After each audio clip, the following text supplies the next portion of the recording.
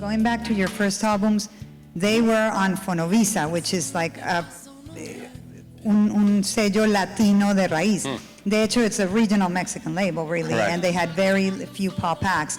So let me ask you, why you even signed with Fonovisa in the first place? Sorry I cut you off a little bit, but the reason why I signed with Fonovisa, first of all, because it's the only record company that wanted to sign me at the time.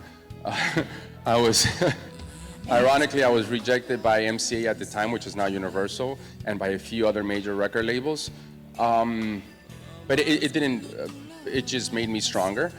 And at the time, Fonovisa got my demo. Guillermo Santizo, the president at the time, reacted to it. He liked it. They called me.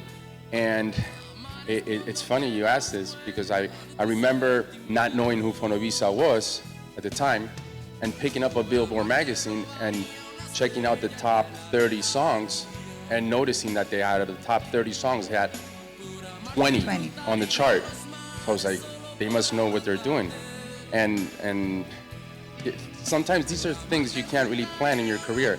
They happen for a reason, and I'm so thankful that I ended up in that label, because I got to meet, my manager right now, Fernando Giacardi, which has been my manager, ha sido mi manager por muchos años, my manager, so I'm going back from Spanglish to English, my manager for many years, for the last 15 years of my career. Since you were Since 2000, 14 years, but I met him back in 1995 because he worked for Fonovisa.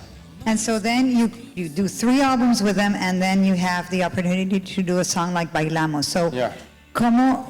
Tell us about that transition. You say it was a musical transition, but also kind of a direction career transition. It was a musical transition, and the reason why I say the English, singing in English wasn't so much for me, so much of a transition. The reason why I say this is because my first demo also had songs that I had written in English when I was a kid.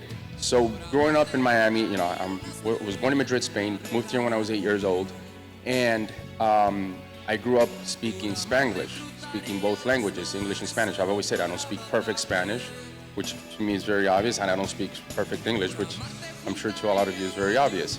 But I felt comfortable in both languages when it came down to songwriting.